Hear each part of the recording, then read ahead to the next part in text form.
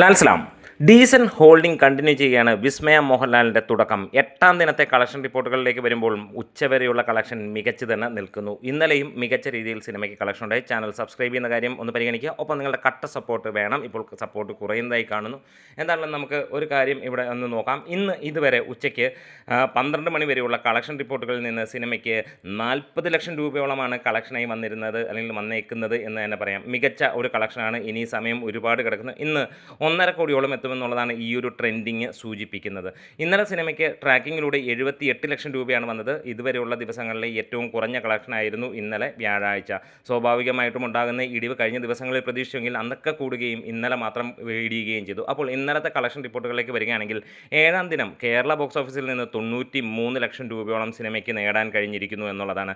ആദ്യമായി 1 കോടിക്ക് താഴെ പോകുന്നു. അങ്ങനെ കേരള ബോക്സ് ഓഫീസിൽ നിന്ന് 7 ദിനം കൊണ്ട് 16 കോടി 60 ലക്ഷം രൂപയും കടന്ന് സിനിമ കുതിക്കുമ്പോൾ ഇന്നത്തോടെ സിനിമ 18 കോടി രൂപയിലേക്ക് കേരള ബോക്സ് ഓഫീസിൽ നിന്ന് ഉറപ്പായും എത്തുമെന്നുള്ളത് ഉറപ്പിച്ചിരിക്കുന്നുവെന്ന് തന്നെ പറയാം. 7 ദിവസങ്ങൾ കൊണ്ട് വേൾഡ് വൈഡായിട്ട് 33 കോടിയോളം നേടിയ ചിത്രം ഇന്നത്തോടെ 35 അല്ലെങ്കിൽ 36 കോടിക്ക് മുകളിലേക്ക് എത്തുമെന്നുള്ള പ്രതീക്ഷ തന്നെയാണ്.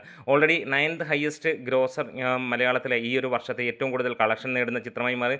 ഒരു ക്ലീൻ ഹിറ്റായിട്ടാണ് സിനിമ തിയേറ്റർ ഹിറ്റായി മാറുന്ന കാഴ്ചയും നമുക്ക് കാണാൻ കഴിയുന്നു. ഒരു നായികയുടെ ഒരു കന്നി നായികയുടെ ആദ്യത്തെ അല്ലെങ്കിൽ ആദ്യ സിനിമയ്ക്ക് അല്ലെങ്കിൽ ഒരു തുടക്കത്തിന് തന്നെ ലഭിക്കുന്നു എന്നുള്ളത് തന്നെയാണ്, അല്ലെങ്കിൽ ഒരു വമ്പൻ വിജയം ലഭിക്കുന്നു എന്നുള്ളത് തന്നെയാണ് എടുത്ത് പറയേണ്ടത്.